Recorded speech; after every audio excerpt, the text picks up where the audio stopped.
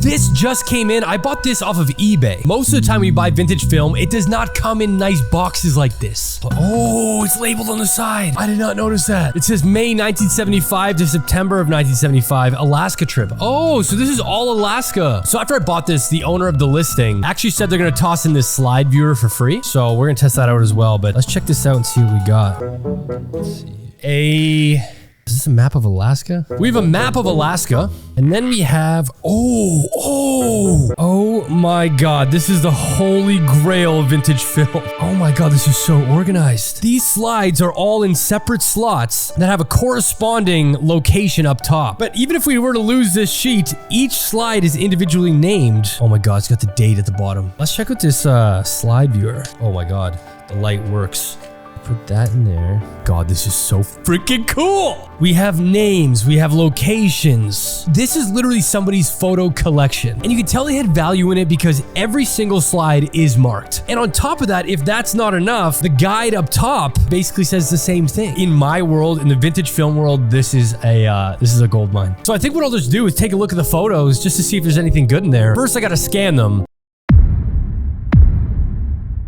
Today is episode 1, and I'm going to focus on main characters. We need to figure out who are the reoccurring faces so we know who to focus our attention on. So if we're looking at these photos, it looks to be a family of 5. Now, one thing I want to mention about this series. The last one I had 10 years to work with, whereas this series spans only 5 months in the year 1975. Here's what it looks like. This looks to be the mom. I say that because, well, she's the oldest one. She would be the right age, and they also share similar smiles. So we have the group shot here with the mom. We have what looks to be the son with the mom. Next up, we have what I think is the oldest daughter. She seems to be pretty stylish. In multiple photos, she's got flashier outfits. Obviously, it is a sign of the times with it being the mid-70s. There's a lot of color and a lot of patterns. Next up, we have the middle daughter. Shares very similar traits to the oldest daughter. Sort of gives that middle child energy, you know, just like a little bit more independent. There's a lot of photos of just her. For an example, her hanging out in this tree. Her sort of looking a little bit less enthused in group shots. Next, we have the son. I'm guessing he's the youngest just because he is the smallest in all of these shots, but would be the only boy in the family next to the dad. Now, lastly, we have the dad. Unfortunately, he's only in 3 of the shots, 2 of which I can absolutely identify being the same guy. We have this one posing with what would be the mom, so it makes sense, the connection is there. And then we have this one, which again is posing with the mom. He does have a spaced front tooth, which is how I connected those two. And then there's one more of him posing like this. But one thing you guys have all mentioned is the quality of these shots, how amazing they are. So for that reason, and because of his lack of appearance in all of these group shots, I think the credit goes to the dad for being the photographer. Now this series is going to be a little bit different. I say that because yes, we're working with 5 months versus 10 years. So we're not seeing the evolution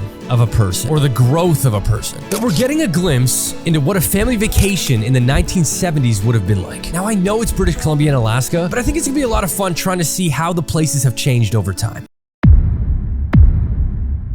This is episode 2. Today I'm going to focus on locations. Now it is a little bit different because I already have all of the locations. As we know, this was a summer vacation taken by a family in 1975. Last night I spent a couple hours going on Google Earth matching up photos to see how much has changed in 47 years. Check this out. Here we have the sun standing in front of a mile marker in Fairbanks, Alaska. Now this is the 1523 mile mark and it is still there. However, over the years it did get a new paint job, so it does look slightly different. Next up we have this shot. The family standing behind a sign that says Mount McKinley with this beautiful open landscape in the back and of course Mount McKinley in the back. Now there's quite a bit of history here. Mount McKinley is the tallest mountain in North America, and in the year 1975 the people of Alaska got together and officially asked the government to change the name to Denali. Now this was rejected multiple times. Now it was the start, but in 2015 Barack Obama officially accepted the name change from Mount McKinley to Denali. But check this out. This is exactly what I mean when I talk about landscape photos. And here we have that exact same location in 2023. The only thing that has changed is the Mount McKinley sign is now gone. Even that rocky path to the right has completely stayed the same. No new growth, no new structures. This is the epitome of what you can expect from landscape shots over the years. Almost no change. Now this one is pretty cool. This right here is Fort Steele in British Columbia. Here's the original shot, and really the only thing that has changed in this was the buildings got a new paint job. We went from pretty much all white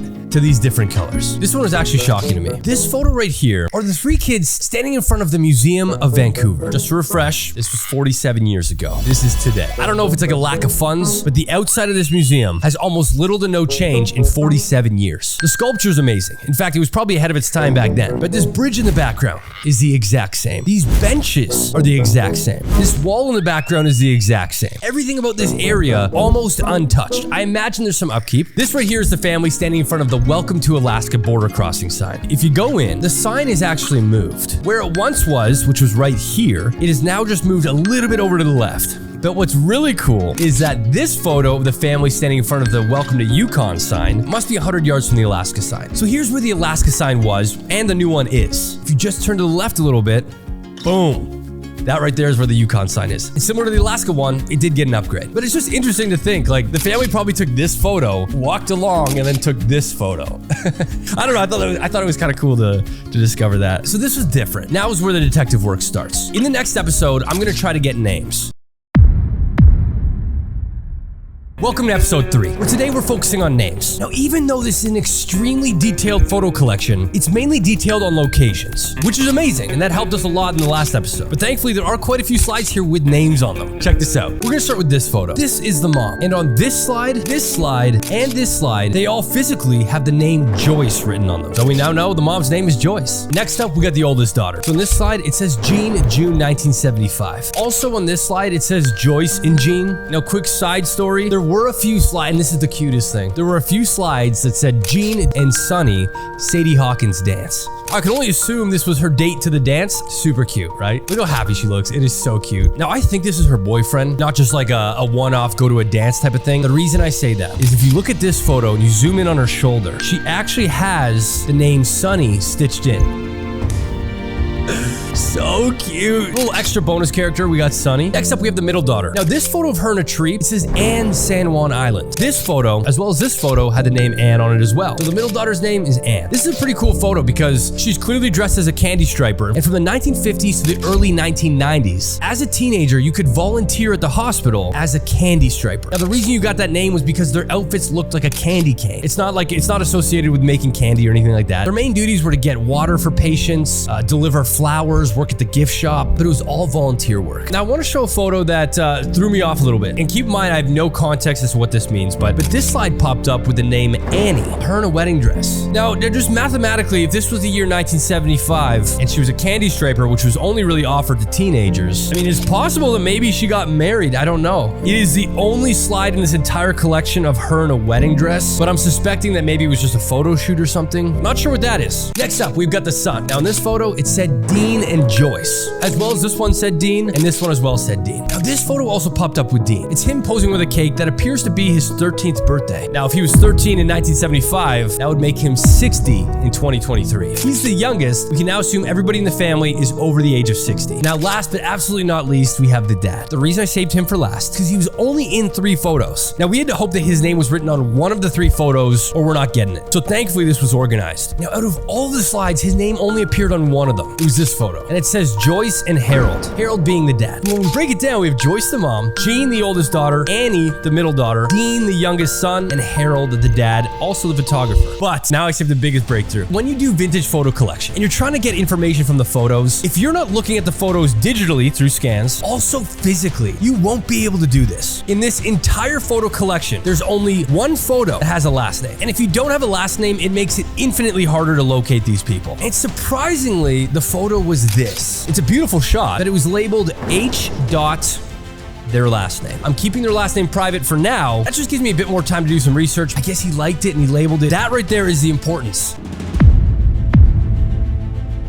Welcome to episode 4. Today I'm going to tell you what happened to this family. I spent the last 3 days going through public records to find anything I could on these people. Let's get into it. Now, just to preface everything I'm about to say, this is all through public record discovery. So there could be missing context, but they are backed by public records. Let's start with Anne. In 1975, Anne was 14, and I showed you this photo in the last episode. It's her wearing what looks to be a wedding dress. I can now tell you that Anne was not getting married, although 4 years later, in 1979, at the age of 18, Anne did get married. Now, there wasn't too much information on her, and I believe believe she went on to actually become a teacher. Next up, we got Dean. Dean was the youngest boy, and he was only 13 in 1975, something we already knew based off of the birthday cake photo. Now, his story is pretty amazing. Dean actually went on to become a fighter pilot in the Navy, and in 1991, he took part in the filming of a movie called Flight of the Intruder. Now, this was a big-time movie. It was made by Paramount. Dean was actually the stunt pilot in all of the flying shots in that movie. Like, that is the coolest thing. But I was also able to find this old interview with Dean talking about his experience being the pilot in this movie. And there was one photo in the photo collection that said USAF. It looks to be a group of people touring the United States Air Force. I don't know if it was a base, but that's something. Next up, we got the oldest daughter, Jean. And in 1975, she was 16. Now, 5 years after this Alaska trip, she got married in 1980 at the age of 21. Now, after tons of research, I found the most